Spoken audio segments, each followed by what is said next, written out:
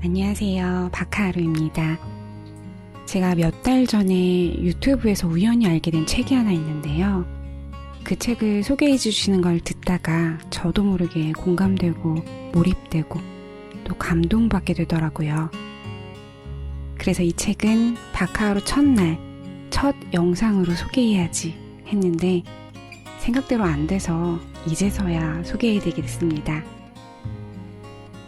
이 시대의 모든 엄마, 모든 딸들은 공감하지 않을 수가 없는 그런 책이에요. 기회가 되시면 꼭 한번 읽어보시는 걸 추천해 드릴게요. 이 책의 작가님은요, 40년간 20만 명의 환자를 치료해온 정신분석 전문의시고 또 딸아이의 엄마시래요. 30년 동안 딸에게 하지 못했던 이야기들을 어떻게 살아야 할지 막막한 이 세상의 모든 딸들에게 조금이나마 도움이 되길 바라는 엄마의 마음으로 쓰셨다고 해요. 한성희 작가님이 지은 딸에게 보내는 심리학 편지, 오늘 함께 해볼게요.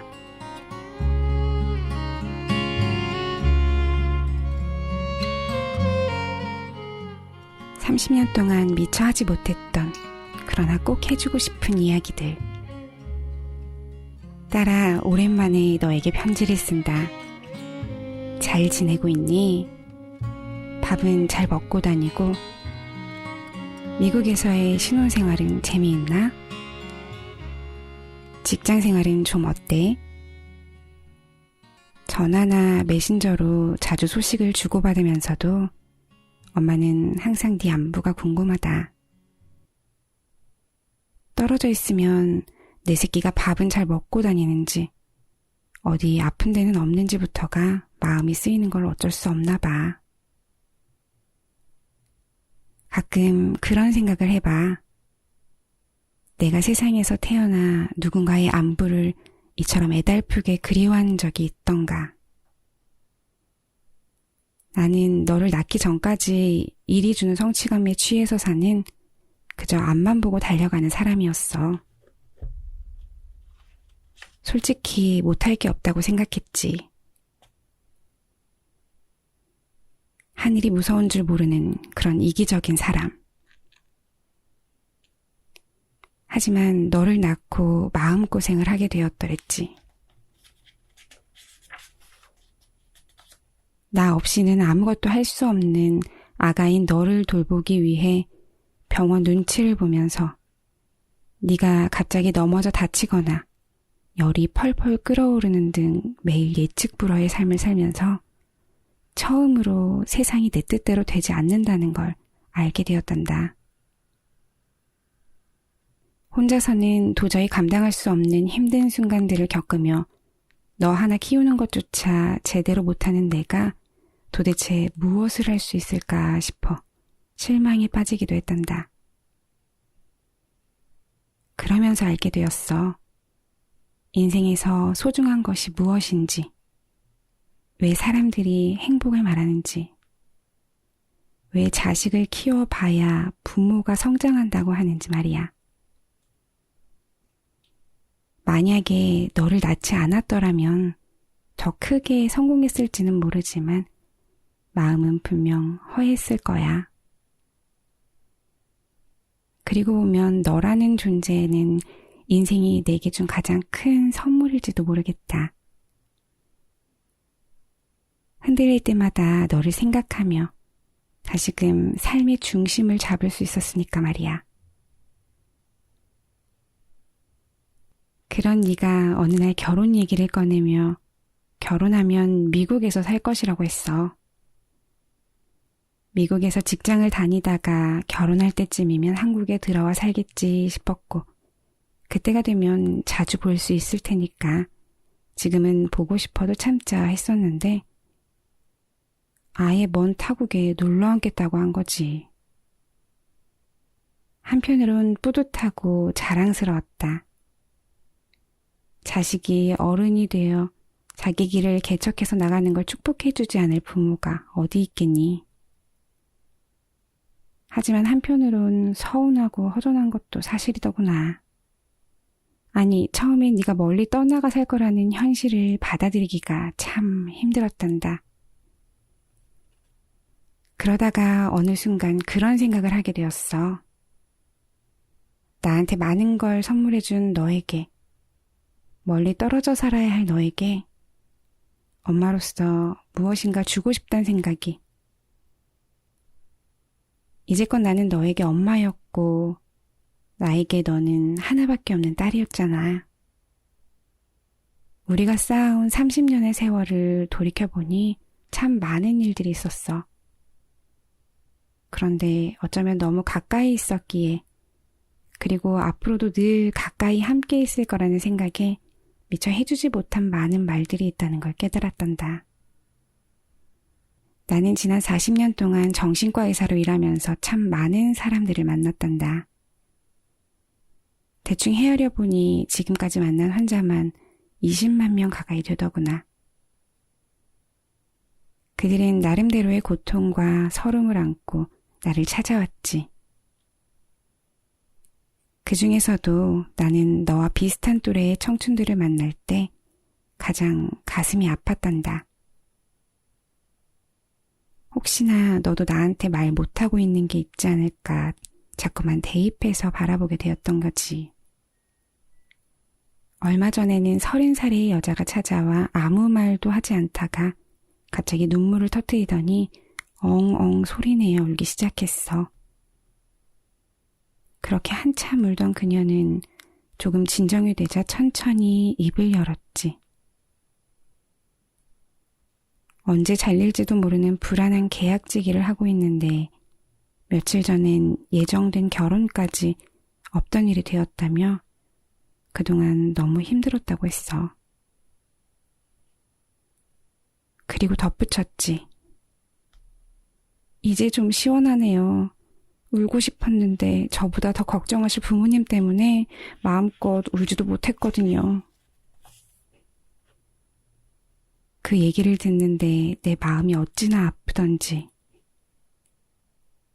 무모한 자신감뿐이라도 생기가 넘쳐서 한창 예쁠 나이인데 그녀는 눈물조차 마음껏 흘릴 수 없는 그런 힘겨운 날들을 보내고 있었던 거야. 사람들은 경제가 어려워서 먹고 살기 힘들다고 말해. 하지만 청춘들이 취직을 못해 방황하고 그나마 쥐꼬리만한 월급을 한 푼, 두 푼 모으느라 스트레스를 받고 있으면 안타깝다고도 말하면서도 속으로는 노력하지 않았기 때문이라고 손가락질을 한단다. 멀쩡하게 생겨서 대학도 졸업했는데 백수로 있는 게 다 이유가 있다고 얘기하고 돈이 귀한 줄 모르니까 돈 모으지 못하는 거라고 그렇게 비아냥댄단다. 그러나 청춘들은 정말이지 열심히 노력하면 성공할 수 있다는 말을 믿고 최선을 다했을 뿐이다. 하지만 막상 변변한 자리 하나 내어주지 않는 세상 앞에서 좌절하고 힘들어하고 그렇게 있을 따름이지. 그러나 그것조차 자신이 부족한 탓인 것만 같아 마음을 놓고 울지도 못하는 게 아닌가? 세상 탓을 하고 남 탓을 해봐도 뭐 하나 풀리는 것도 없이 시간만 흘러가는 걸 가장 끔찍하게 여기는 건 다른 누구도 아닌 바로 그들 자신이란다. 언제부터인가 네 또래인 그들에게 해주고 싶은 이야기가 있었어. 모든 것을 잘 하려고 애쓰지 말라고. 지금 불안하다면 인생을 잘 살고 있다는 증거이니까 걱정하지 말라고. 그것은 지금껏 진료실에서 만난 청춘들에게 못다한 이야기이자 30년 동안 너에게 미처 하지 못했던, 그러나 결혼해서 한국을 떠나는 너에게 꼭 해주고 싶은 그런 이야기이기도 해. 그래서 책을 쓰기 시작했단다. 1년간 원고를 쓰며 글을 썼다 지웠다를 반복했지. 40년의 세월 동안 정신과 의사로 생활하며 많은 것을 배웠지만 아직도 부족한 게 많다 싶기도 했고 내 글이 혹시나 아픈 청춘들의 마음을 알아주기는커녕 낭떠러지로 미는 것은 아닌지 걱정되기도 했단다. 그러나 지금 말하지 않으면 나중에 후회할 것 같아서 책을 펴기로 마음먹었지. 더 늦기 전에 엄마밖에는 해줄 수 없는 그런 말들을 말이야. 딸아, 사랑한다. 너는 누가 뭐래도 내게는 가장 소중한 사람이야. 그 말은 곧 네가 어떤 선택을 하건 그 결과가 어떻건 간에 상관없이 나는 너를 지지한다는 뜻이란다. 그러니 지금까지 네가 그랬듯 두려워하지 말고 앞으로 나아가렴. 해보고 안 되면 뭐 어떠니? 까짓것 쉬어가면 그만이지. 최소한 아무것도 시도하지 않는 바보는 아니니까 그것으로 된 거란다. 그러니 어떤 어려움이 닥치더라도 삶의 재미를 내려놓지 않았으면 좋겠다. 재미있게 사는 방법이 잘 안 떠오르고 자꾸만 화가 날 때는 이 책을 참고하렴. 실수투성이이고 부족하지만 재미있게 살고자 했던 엄마의 인생을 보며 힘을 내라 우리 딸. 그리고 세상의 모든 딸들아, 파이팅이다. 늘 너를 아끼고 지지하는 엄마가. 세상의 모든 엄마는 아마 다 이런 마음이겠죠. 언제나 아끼고 지지해주는 그런 마음이요.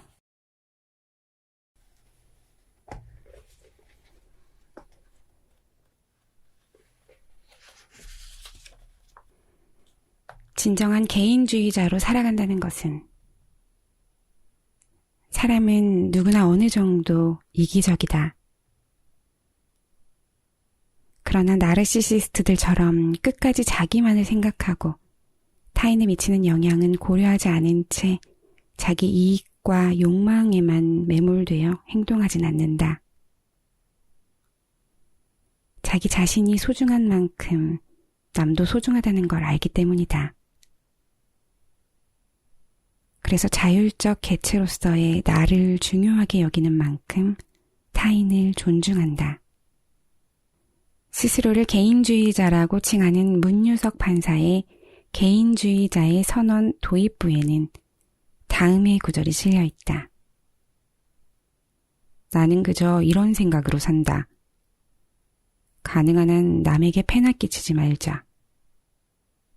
그런 한도 내에서 한 번 사는 인생, 하고 싶은 거 하며 최대한 자유롭고 행복하게 살자. 인생을 즐기되 이왕이면 내가 할 수 있는 범위 내에서 남에게도 잘해주자.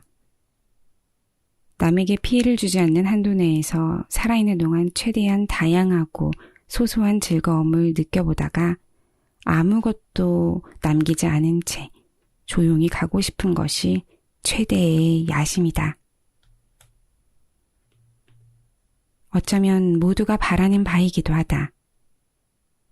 그런데 역설적이게도 자유롭게 살기 위해서 우리는 그럼에도 불구하고 타인을 존중해야 하고 그럼에도 불구하고 가끔 양보해야 하며 그럼에도 불구하고 내 자유를 자제해야 하고 또 그럼에도 불구하고 타인과 연대해야 한다.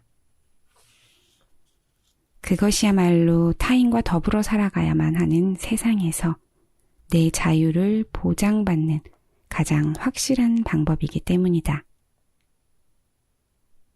그렇게 보면 단단한 개인주의란 세상에는 나도 있고 타인도 있음을 존중하면서 나 개인에 집중하는 삶의 태도를 가리키는 게 아닐까 싶다. 다른 사람과 더불어 사는 삶이지만 절대 타인의 삶에 휘둘리지 않으면서 나의 소중함을 지키는 그런 삶이다. 그것은 나의 욕망도 중요하지만 그것을 위해 타인의 욕망을 약용하거나 희생을 강요하지 않는 삶의 태도이기도 하다. 만일 우리가 단단한 개인주의의 삶을 살게 된다면 타인과 나 사이에 건강한 경계를 설정함으로써 불필요한 자책과 걱정에서 자유로울 수 있을 것이며 누군가를 너무 행복하게 만들려 안달하지도 않을 것이다. 그리고 지나친 의무감에 끌려다니기보다 나를 보살피는 일에 더 마음을 쓸 수 있게 된다. 타인에 대한 존중의 바탕에는 결국 자기 자신에 대한 사랑이 있다. 자기 자신이 소중하다는 걸 알아야 남도 소중하다는 걸 알게 된다. 누구나 사랑을 받으려면 내가 먼저 나를 사랑해야 하고 자기 자신이 행복해야 비로소 누군가에게 행복을 전파할 수 있다는 것처럼 말이다. 베스트셀러 작가이자 심리학자인 웨인 다이어가 그의 책 행복한 이기주의자에서 나를 먼저 사랑한다. 모든 선택의 기준은 나다. 다른 사람과 비교하지 않는다. 등을 주문한 이유도 마찬가지다. 주변에 흔들리지 않고 자신을 지키는 건강한 개인주의가 바탕이 되어야 타인에 대한 존중과 배려도 가능해지기 때문이다. 생각해보면 우리는 오랫동안 이타주의와 이기주의만 존재하는 세상에서 살았던 것 같구나. 비난의 화살을 피하려고 나를 희생하는 이타주의와 일방적으로 손해만 보고 살지 않겠다는 날선 이기주의자들 사이에서 새로운 길을 모색하지 못했던 거야. 그러나 둘 사이에 단단한 개인주의의 길이 있다. 인생의 중심에 나 자신을 두고 타인의 부당한 요구를 당당하게 거절하되 타인과 더불어 살아가기 위해 양보와 배려를 기꺼이 베푸는 그런 건강한 삶이 가능하다는 뜻이다. 그럼에도 불구하고 주변에 자기만 생각하는 나르시시스트 이기주의자들과 만나면 지금까지 굳게 지켜온 삶의 태도도 흔들리기 마련이다. 그들에게 대항하기 위해 그들만큼 이기적으로 행동해야 옳은가 하는 질문이 자연히 고개를 들게 되지. 그럴 때면 이 사실을 깊이 새겨두렴. 나밖에 모르는 어설픈 이기주의자들은 겉보기엔 영리하게 인생을 사는 것 같지만 실은 타인을 수단으로 여기기 때문에 진실한 행복감을 느낄 수 없는 불행한 사람이라는 걸.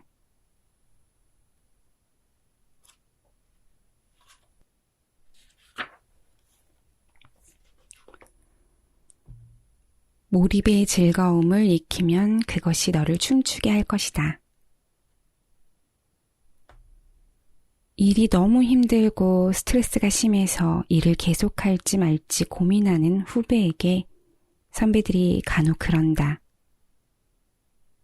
세상에 재밌어서 일하는 사람이 얼마나 되냐? 해야 하니까 하는 거지. 그러나 나는 그렇게 생각하지 않는다. 누구든 직장인이라면 평균적으로 하루에 3분의 1 이상을 일을 하며 보낸다. 그런데 그 일이 마지못해 하는 것, 단지 돈을 벌기 위해 하는 것이라면 얼마나 괴로울까?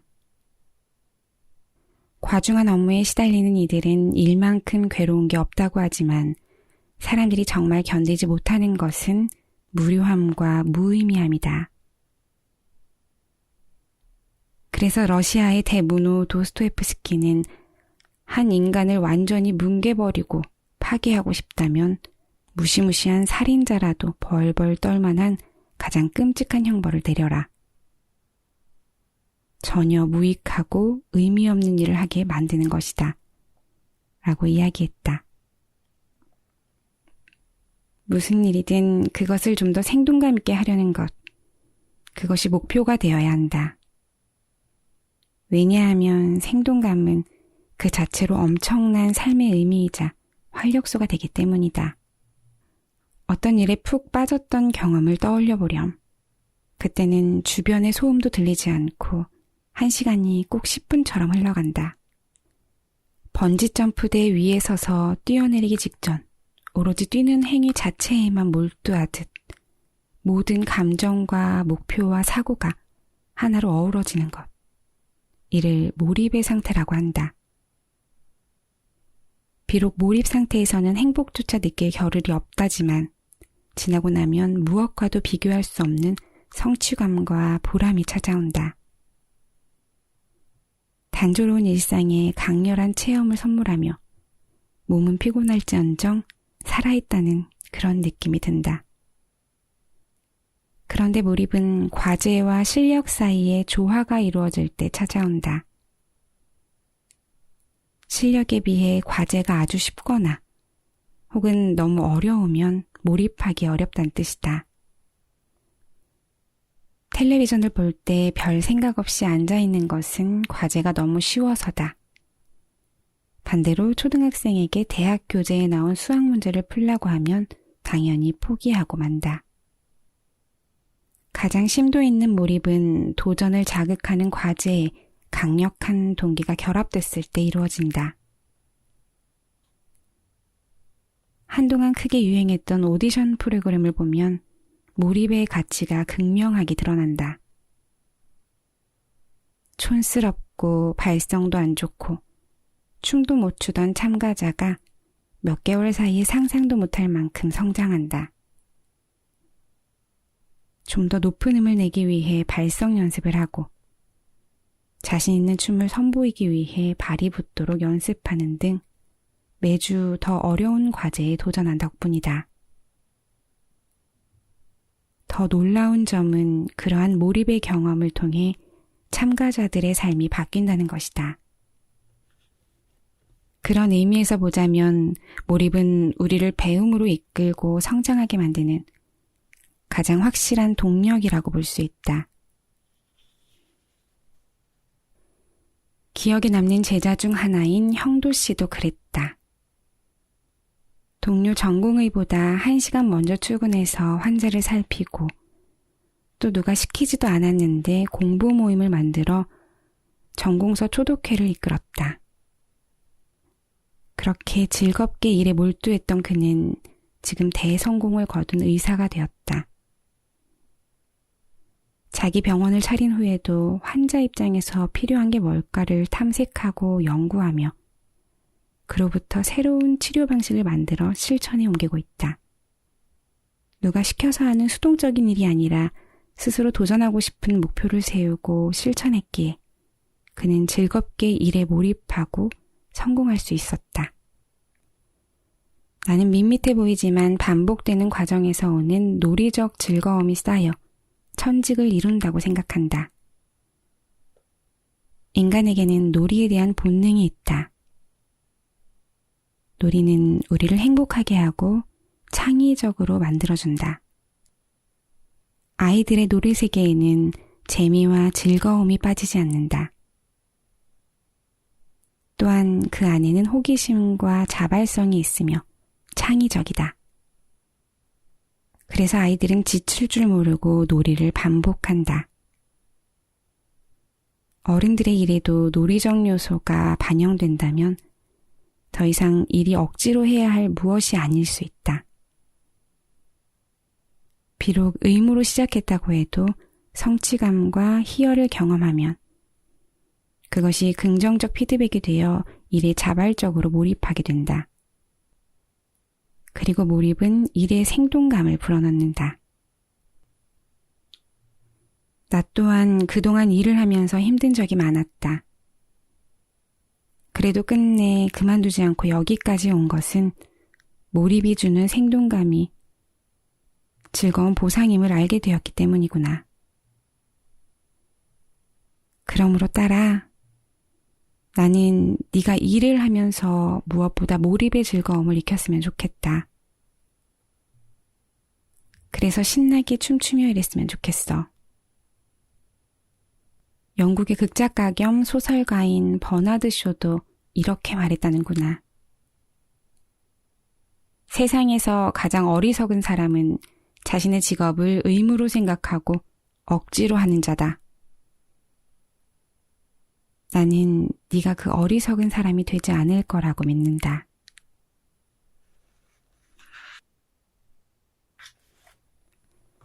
외향적이냐 내향적이냐보다 중요한 것. 40년간 정신과 의사로 무수히 많은 사람들을 만나며 깨달은 것은 사회적 성공과 인정, 그리고 삶에 대한 만족은 외향적이냐 내향적이냐에 그다지 큰 영향을 받지 않는다는 사실이다. 물론 인생의 초보이고 사회의 풋내기 시절에는 무엇을 타고났느냐가 인생을 가르는 결정적인 조건처럼 보일 수도 있다.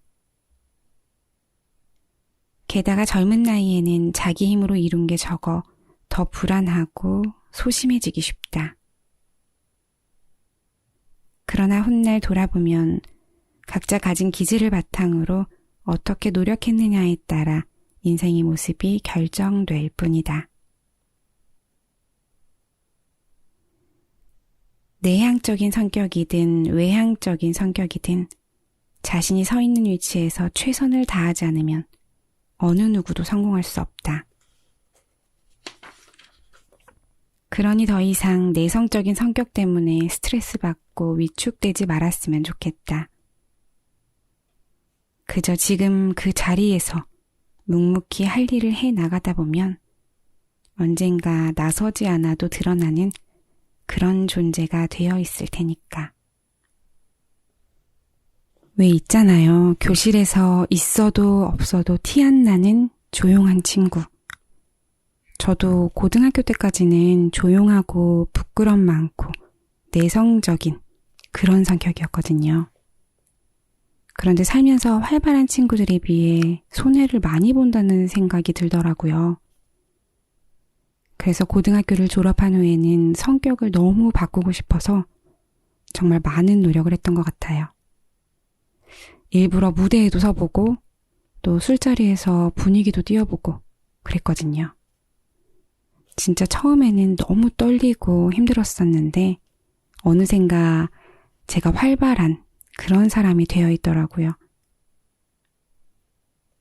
친구들도 많아지고 많은 사람들 앞에 서는 것도 예전보다 덜 떨리는 그런 사람이요. 그런데요, 지금에서 와서 생각해 보니까 굳이 그럴 필요가 있을까? 억지로 힘들게 나다움을 버리고 새로운 나를 찾을 필요가 있을까 싶더라고요. 내성적인 게 틀린 건 아닌데 말이죠. 내성적인 게 잘못된 건 아닌데 말이죠. 그땐 그런 제 성격이 왜 그렇게 싫었나 모르겠어요.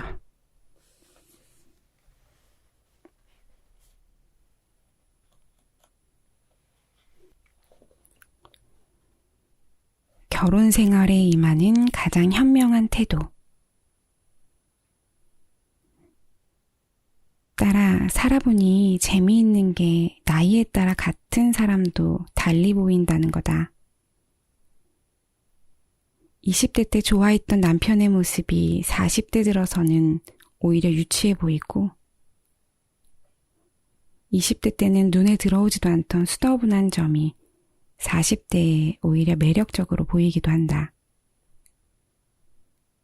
중매로 남편을 만나 결혼한 여자가 있었는데 그녀는 나에게 남편이 너무 애 같아서 힘들었다고 했다. 들어보니 남편은 가정적이고 능력도 있는 편이지만 집안의 대소사나 시가와의 갈등에서는 허수아비나 다름없었다. 특히 남편은 음식 타박이 심했는데 그녀는 쉰이 돼서야 그것을 받아들이게 되었다. 남편이 입이 짧은 편이에요.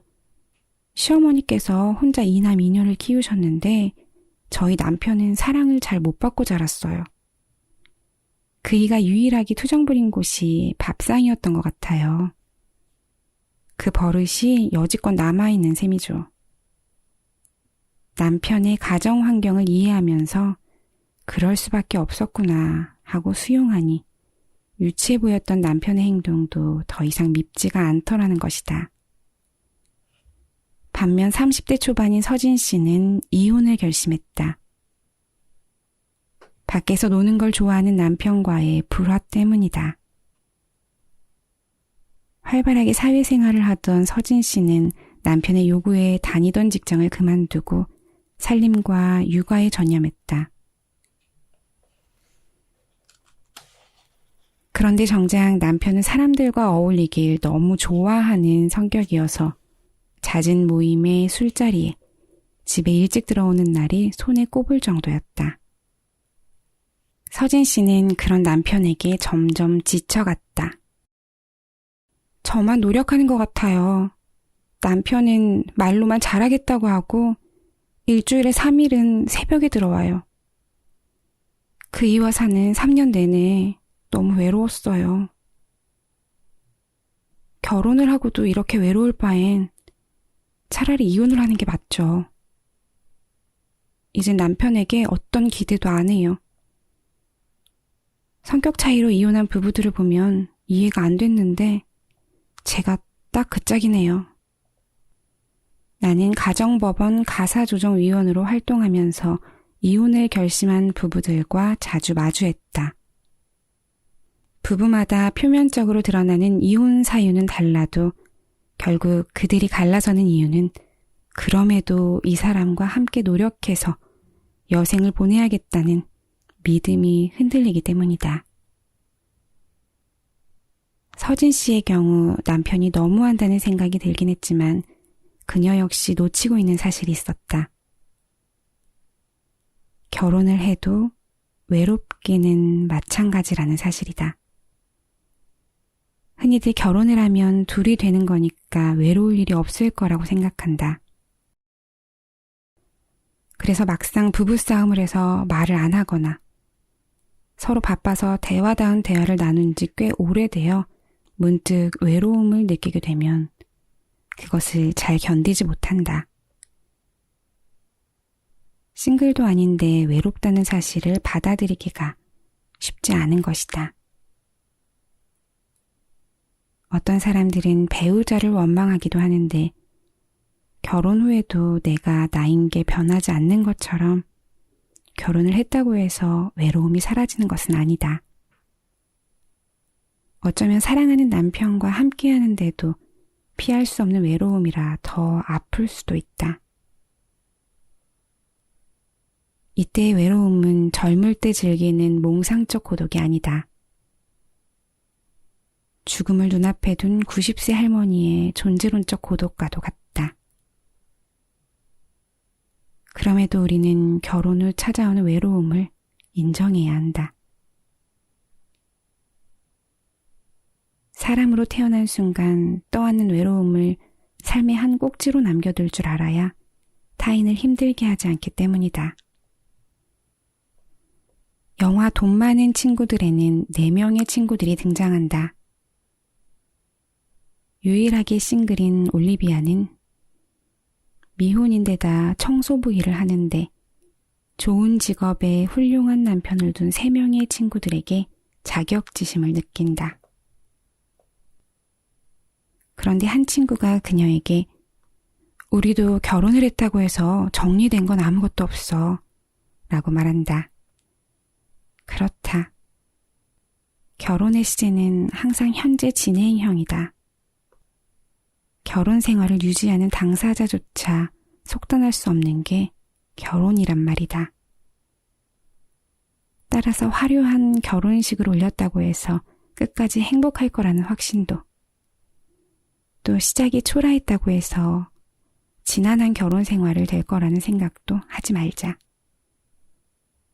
다만 시간이 흐르면서 달라지는 배우자와 나의 모습을 있는 그대로 받아들이고 문득 찾아오는 삶의 외로움도 잘 받아들인다면 좀 더 행복한 결혼 생활을 할 수 있을 것이다. 딸아, 너와 전화통화를 할 때면 내가 의뢰하는 말, 밥은 잘 챙겨 먹고 다니니? 그럼요. 혼자도 잘 있네. 그럼 내가 뭐 아직 어린애인가? 그래, 너는 이미 다 큰 어른인데 나는 왜 아직도 그 사실을 가끔씩 까먹는 걸까? 너와 남편의 직장이 멀리 떨어져 있어 주말 부부 신세인 너희들. 그래도 혼자서도 잘 지내는 모습이 대견하다. 혼자임을 견디지 못하는 사람들이 많은데 말이야. 그래도 어느 날 문득 외로움이 찾아와서 견디기 힘들다면 전화해라. 늘 그렇듯 엄마는 웃으며 너에게 농담을 건넬 테니까.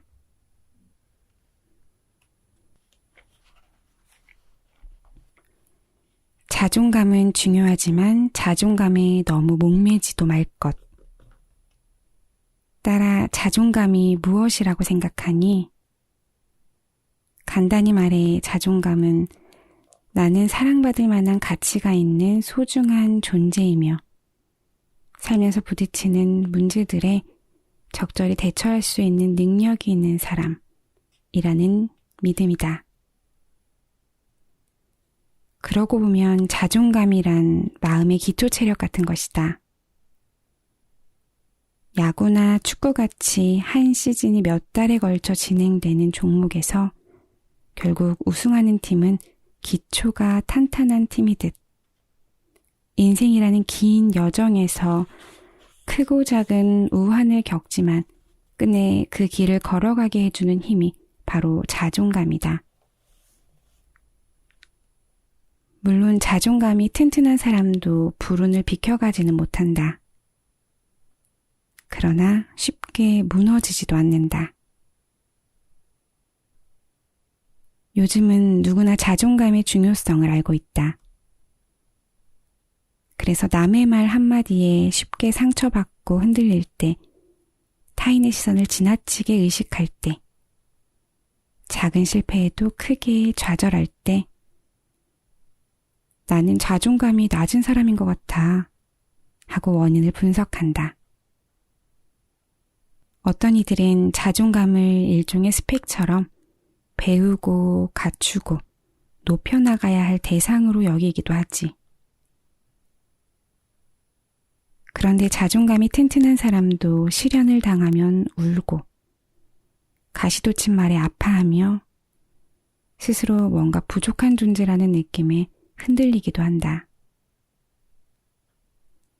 자존감이 위축되는 경험은 주위에 널려있기에 어쩌면 당연한 반응이다. 그것만으로 자존감이 낮은 사람이라고 판단해서는 안 된다. 만약 낮은 자존감으로 인한 심리적인 문제를 반복적으로 경험하는 게 아니라면 일시적인 자존감 위축은 감기처럼 생각하고 넘어가는 게 낫다. 부정적인 생각을 바꾸려 애쓰고 불편한 감정을 밀어내려고 할수록 오히려 그것에 주의가 집중되듯이 자존감이 낮다고 생각할수록 부족한 자존감만 더욱 도드라져 보일 뿐이다. 차라리 상한 자존감은 잠시 접어두고 지금 당장 해야 할 일에 집중하는 편이 낫다. 그럴수록 긍정적인 피드백이 늘어나고 자존감은 알아서 튼튼해질 테니까. 엄마는 요즘 지하철을 타면 지칠 줄 모르고 거울을 들여다보는 소녀들을 곧잘 만나곤 한다. 예전의 소녀들은 누구에게 예뻐 보이려고 그러느냐는 질문을 받았을 것이다. 하지만 요즘 소녀들은 자기 눈에 예뻐 보이는 것이 중요하다고 대답하더구나. 누구에게 보이는 존재가 아닌 스스로 이만하면 훌륭해 라고 말하는 소녀들이 있을 수 있다면, 그런 자존감이라면 험난한 세상도 크게 휘청이지 않고 헤쳐나갈 수 있을 것 같았다. 언제나 나를 좋아해주고 응원해주는 든든한 나라는 친구가 바로 곁에 있기 때문에.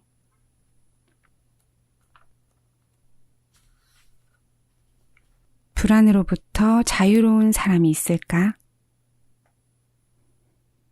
스위스의 작가 알랭드 보통은 그의 책 불안에서 불안은 현대의 야망의 한여라고 말했다.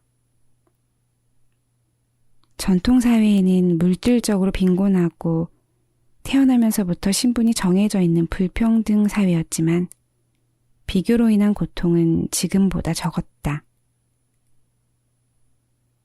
농민과 귀족은 종자가 다른 인간으로 귀족에겐 귀족의 삶이, 농민에겐 농민의 삶이 있을 뿐이었다. 그 결과 삶은 공공했지만 마음은 평화로웠다는구나. 하지만 평등의 원칙에 의거해 모든 사람이 동등한 지위를 누릴 수 있는 현대사회에서는 지위, 성취, 연봉이 모두 개인의 노력 여하에 달려있다고 사람들은 생각한다. 성공해서 높은 위치에 오르지 못하는 것은 순전히 노력을 하지 않은 개인의 탓으로 돌아가고 만 거지. 그러나 높은 자리가 많지 않으니 그 자리를 차지하려면 수많은 경쟁자를 물리쳐야만 한다. 그러다 보니 끊임없이 경쟁자와 자신을 비교할 수밖에 없게 된 것이다. 어느 한 다큐멘터리에서 대학교 5학년에 재학 중인 한 남학생이 이렇게 말하더구나. 스펙을 이만큼 쌓아놓고도 불안한 건 다른 사람도 그만큼 쌓았을 거라는 생각 때문이고 그보다 앞서가기 위해서 스펙을 더 쌓아야 해요. 그 말을 하고 나서 한숨을 내쉬는 그의 표정이 아직도 잊히지 않는다. 그러고 보니 은희 씨는 요즘 어떻게 지내고 있을지. 그녀는 대학교 마지막 학기를 남기고 휴학을 신청했다.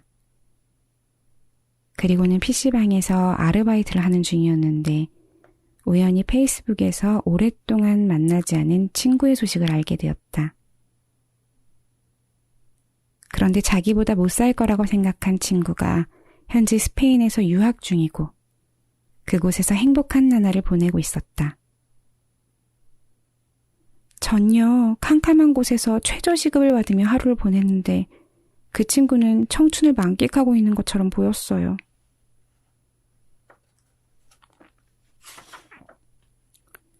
그녀는 20대 중반이 되었으면 20대 초반과는 뭔가 달라야 한다고 생각했는데 딱히 이렇다 할 성취나 실적이 없어 우울해했다. 그러던 중에 자신보다 못하다고 생각했던 친구가 훨씬 잘 살고 있는 모습을 보니 새삼 자신이 더욱 초라하게 느껴진 것이다. 실적이 없는 삶. 나이를 먹어도 별반 나아진 게 없는 지금보다 은희 씨를 더 힘들게 만든 건 친구와의 비교였다.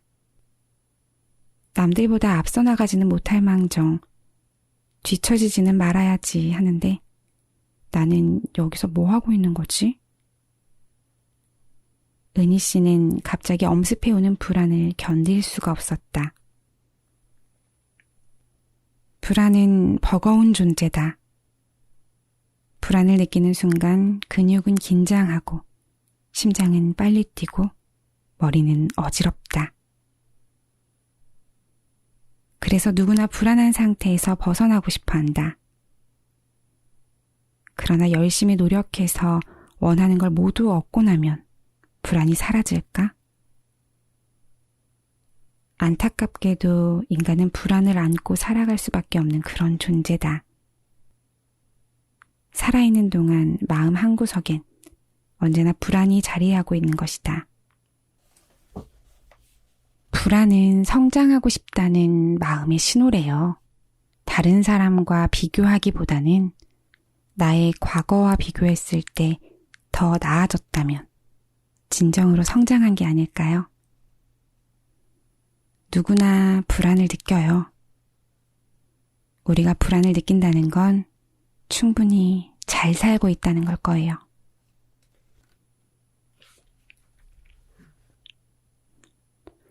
인생의 마지막에 덜 후회하고 싶다면. 딸아, 얼마 전 들은 재미있는 얘기 하나 해줄까? 어느 집에 막둥이가 태어났는데 엄마가 그랬단다. 아가야, 다른 건 필요 없다. 건강하기만 잘하다오. 그 얘기를 들은 초등학교 3학년인 첫째가 하는 말. 동생아, 엄마 말 다 뻥이야. 조금만 커봐라. 공부 못하고 건강하기만 하면 너 구박받아. 거기다가 청소도 해야지, 심부름도 해야지. 얼마나 할 일이 많은데. 그 말은 아예 안 믿는 게 좋아. 이 이야기를 듣고 웃으며 맞장구를 쳤는데 나중에는 혹여 내가 너한테 그랬던 건 아닌지 뒤돌아보게 되더구나. 세상의 아이들은 크면 클수록 해야 할 일이 참 많아진다. 건강해야 하지, 씩씩해야 하지. 공부도 잘해야 되지, 성격도 좋아해야 되지. 태어날 땐 존재 자체만으로도 감격하던 부모가 잔소리꾼이 되어가는 걸 보면서 아이는 사랑받으려면 무언가를 더 해야 될 것 같은 스트레스를 받는다. 나름대로 열심히 한다고 하는데도 부모의 기준이 너무 높으면 그것을 따라가기가 버겁게 느껴진다. 그런데 부모는 진심 어린 표정으로 말한다. 다 널 위한 거야. 내가 너를 얼마나 사랑하는지 알지?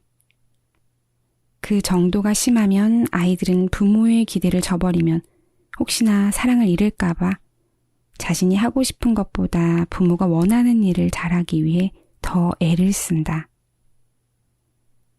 어느 순간 아이는 자기가 진짜 무엇을 원하는지 잘 모른 채 그렇게 어른이 된다. 부모의 바람에 따라 고시를 준비하면서도 이 길이 맞나 싶어 고민하는 대학생. 남들이 부러워하는 기업에 취직했지만 막연히 이건 아니다 싶어 퇴사를 고민하는 여성. 가족 뒷바라지에 반평생을 바쳤지만 경무와 접대에 시달려 결국 병이 든 중년 남성. 이들은 모두 똑같은 질문을 토로했다.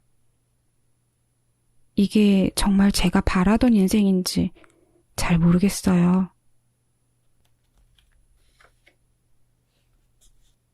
인생의 마지막에 덜 후회하고 싶다면.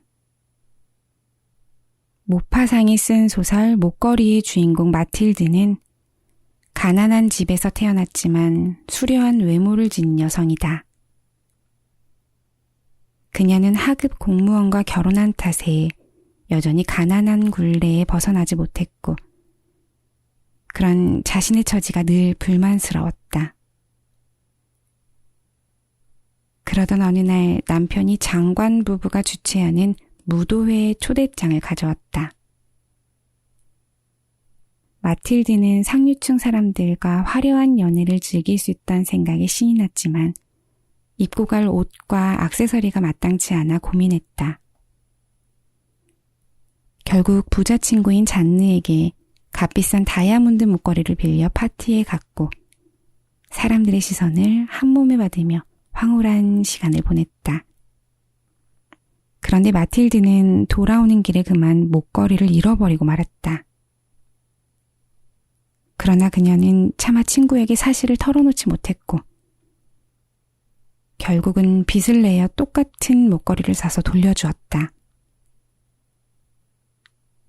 그 후 빚을 다 갚기까지는 꼬박 10년의 세월이 걸렸고 그동안 닥치는 대로 일할 수밖에 없었던 그녀의 삶은 남루하고 비참하기 그지없었다. 고단한 세월은 그녀의 아름다운 외모 또한 앗아가 버렸다. 그러던 어느 일요일 오후 마틸드는 상젤리제 거리를 지나다 여전히 젊고 아름다운 옛 친구 잔느를 만나게 되었다. 마틸드는 잔느에게 목걸이에 얽힌 사연을 말하며 이제 겨우 빚을 다 갚았다고 털어놓았다. 그런데 잔느의 말이 너무도 충격적이었다. 어머, 불쌍한 마틸드. 내가 너한테 빌려준 목걸이 가짜였어. 겨우 400프랑짜리였다고. 내가 만약 마틸드였다면 그 자리에서 주저앉았을 것이다. 누가 마틸드의 10년을 보상해줄까? 나는 가짜 다이아몬드를 진짜로 착각해 10년을 허비한 그녀를 보며 문득 자신의 참모습을 모른 채 타인의 욕망에 맞춰 사는 사람들이 떠올랐다. 물론 세상이 인정하는 기준에 맞춰 살아간다는 게 무조건 나쁘지만은 않다. 그런데 결국 그 인생이 진짜 원하는 삶이 아니어서 후회하게 된다면 그때는 어느 누구도 지나간 세월을 보상해 줄 수 없다. 마치 마틸드가 가짜 다이아몬드 값을 물어내려고 악착같이 보낸 10년을 아무도 되돌려주지 못하는 것처럼.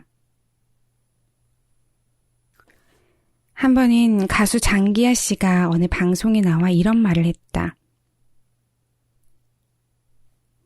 끼 없는 사람은 없습니다. 다만 자신의 끼를 가지고 사느냐, 남의 끼를 가지고 사느냐의 차이일 뿐이죠. 잘 알려졌다시피 장기하 씨는 서울대 출신의 뮤지션이다. 그런데 그는 대학에 입학하자마자 인디밴드 활동에 올인했다고 한다.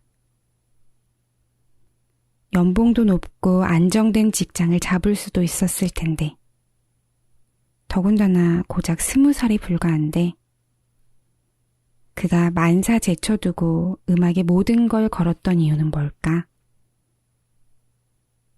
아마 자기만의 끼와 남의 끼를 구분할 줄 알았고 또 남의 끼로는 오래도록 잘 살 수도 행복할 수도 없다는 판단을 일찌감치 내렸기 때문은 아닐까?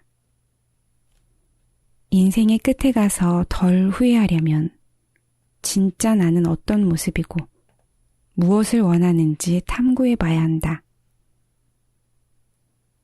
만약 다른 사람의 욕망을 자신에게 투영하는 데 익숙하다면 왜 그런지 고민도 해봐야 한다.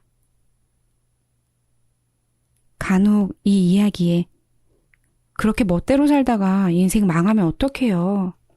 라고 말하는 사람들도 덜어 있다. 하지만 자기가 바라는 바를 집요하게 파고든다고 해서 경쟁에서 뒤처지는 것은 아니다.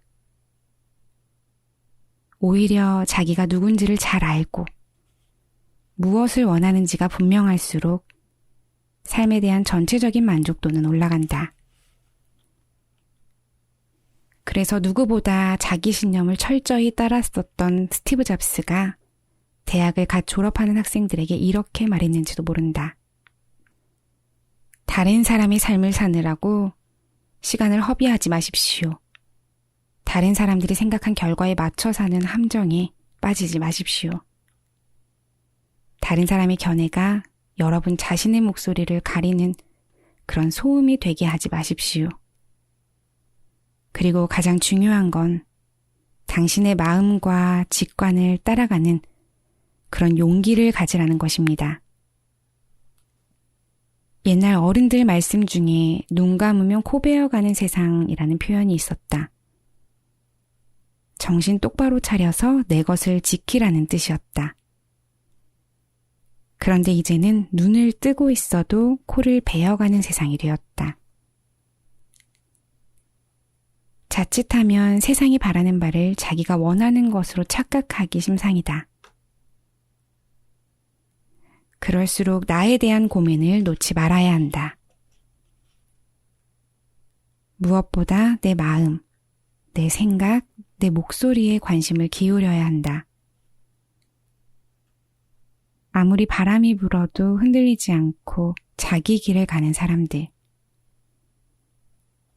그들은 내면의 목소리를 따라가는 사람들이다. 따라 너무 주위 사람들의 기대에 맞춰 사느라 소중한 삶을 낭비하지 않았으면 좋겠다. 물론 지금 당장은 주위 사람들로부터 원망 어린 말을 들을 수도 있겠지. 그러나 그들이 너의 삶을 대신 살아주진 않는다. 그러니 그냥 너는 너의 목소리를 따라가거라. 인생의 마지막에 덜 후회하고 싶다면 세상이 원하는 것이 아닌 진짜 내가 원하는 것을 찾아야 할 것 같아요. 내 마음, 내 생각, 내 목소리에 더 집중을 하면서 말이에요.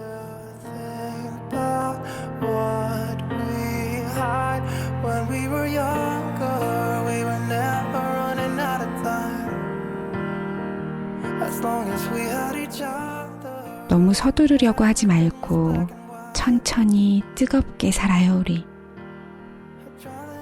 그런 우리를 항상 응원해주는 사람이 옆에 있다는 걸 잊지 마시고요.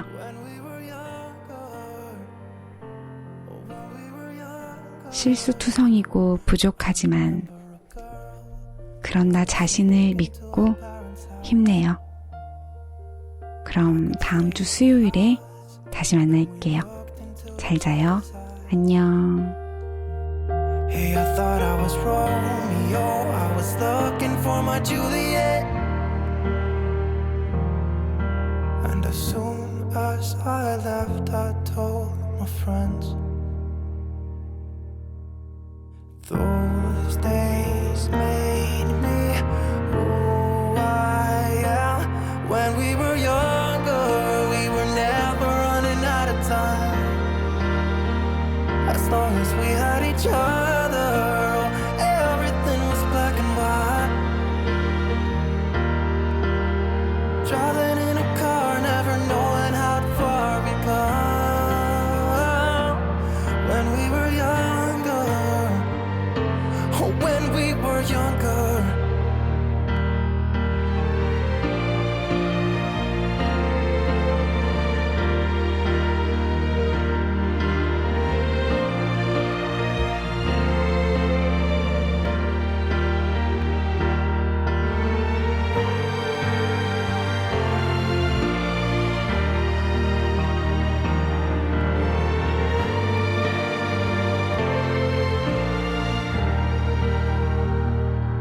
When we were younger, we were never running out of time.